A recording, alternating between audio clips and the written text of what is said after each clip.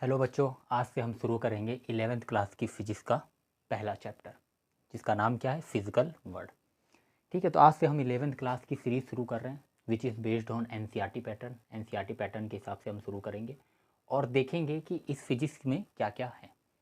ठीक है, आपने आगे पढ़ भी रखा होगा, कहीं ना कहीं आप पढ़ ही रहेंगे। अभी आपने क्लास 10th बोर्ड का एग्ज़ाम दिया होगा। ठीक है, और हम आगे कंटिन्यू करेंगे, देखेंगे क्या क्या नई चीज़ें हैं, सारी चीज़ें हम सीखेंगे और काफ़ी कुछ आपको सीखने को मिलेगा। यहाँ पे काफ़ी इंटरेस्टिंग चीज़ें हैं, बहुत सारी नई नई चीज़ें आप सीखेंगे। ठीक है, और काफ़ी नई चीज़ें प्रैक्टिकली मैं आपको सिखाऊंगा, कुछ एक्सपेरिमेंट भी करेंगे, देखेंगे कि रियल लाइफ से इसका क्या कनेक्शन है। ये साइंस का मतलब ही यही है कि आप उसको रियल लाइफ से कनेक्ट कर पाएँ। ठीक है, science means all about the action in the right direction. तो जो आपने साइंस सीखी उसको आप प्रैक्टिकली अप्लाई कर पाएँ, तभी तो उसका फ़ायदा है। क्योंकि अगर आप प्रैक्टिकली नहीं अप्लाई कर पाए, थ्योरेटिकली अगर आपने केवल पढ़ रखा है, तो फिर उसका कोई मतलब नहीं रह जाता।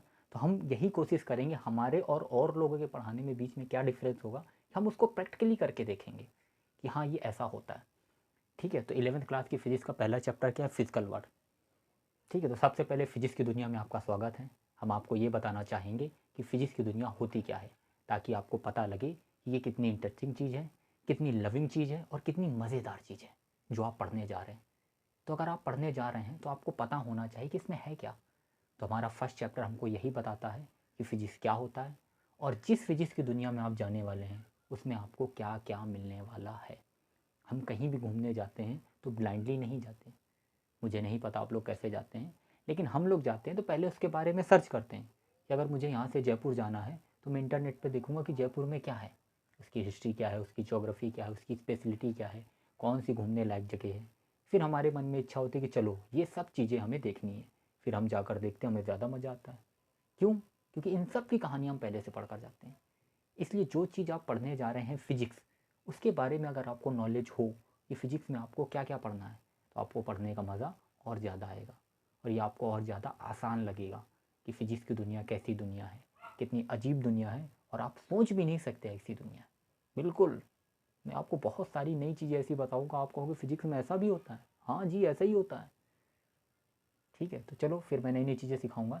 लेकिन अब फ़िज़िक्स शुरू करने से पहले फिजिक्स किसके अंडर में आता है, साइंस के अंडर में। तो पहले हम ये जानेंगे कि साइंस अपने आप में क्या होता है।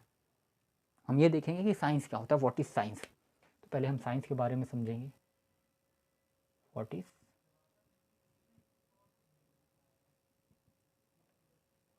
साइंस।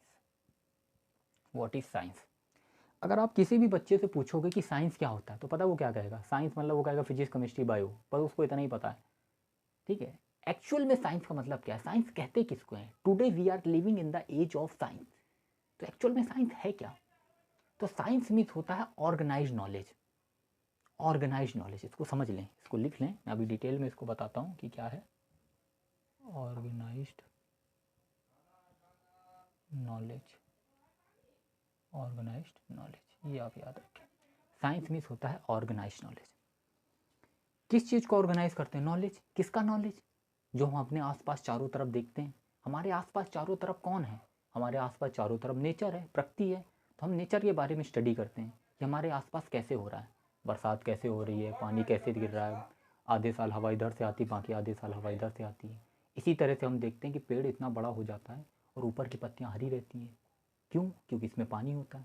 लेकिन पानी तो नीचे गिरता है, पेड़ में पानी ऊपर कैसे चढ़ता है।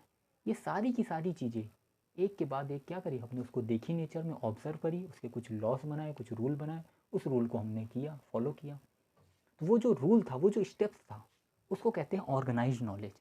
जो हम स्टेप बाय स्टेप चीज़ें पढ़ते हैं, स्टेप बाय स्टेप नॉलेज को ऑर्गेनाइज करते हुए आते हैं। तो ऑर्गेनाइज करने के स्टेप्स क्या है वो हम सीखेंगे, अभी देखेंगे क्या चीज़ स्टेप्स है। लेकिन सिंपल अभी आप क्या याद रखें कि साइंस मीन्स होता है ऑर्गेनाइज नॉलेज। साइंस का सिंपल मतलब होता है science is all about to जानना, नॉट मानना। जितनी भी चीज़ें हमने मान रखी हैं वो सब साइंस के अंडर में नहीं आता। साइंस के अंडर में क्या आता है कि हम क्या जानते कैसे हैं। जब आप कोई चीज़ जान जाते हैं तो मानने वाला कॉन्सेप्ट क्या होता है, वो ख़त्म हो जाता है। तो साइंस में हम क्या सीखेंगे, चीज़ों को जानेंगे और जानने के कुछ स्टेप्स हैं जिसको हम साइंटिफिक मेथड कहते हैं। तो पहले चैप्टर में यही है, फिजिक्स का जो 11th क्लास का जो पहला चैप्टर जो बनाया गया फिजिक्स का, वो इसीलिए बनाया गया कि आपको पता तो लगे कि साइंस है क्या भैया, और जो फिजिक्स पढ़ने जा रहे हो फिजिक्स में है क्या, कैसे साइंस की शुरुआत हुई है, कैसे चीज़ें बनी हैं। नेचर को समझना कैसे है भाई। फिजिक्स का मतलब क्या है? फिजिक्स साइंस ऑफ नेचर, और नेचर किसने बनाया? भगवान ने। अगर आपने फिजिक्स को जान लिया मतलब आपने भगवान के आप काफ़ी पास पहुंच गए। साइंस और भगवान में बहुत कम अंतर है, या ये कहें कि फिजिक्स और भगवान में बहुत थोड़ा सा डिफरेंस है। वो मैंने अभी बताया। जैसे जैसे आप पढ़ोगे आपको बहुत सारी नई चीज़ें सीखने को मिलेंगी। आपको बहुत सारे नए ऐसे कॉन्सेप्ट सिखाऊंगा जो काफ़ी लोग नहीं बात करते हैं उस बारे में।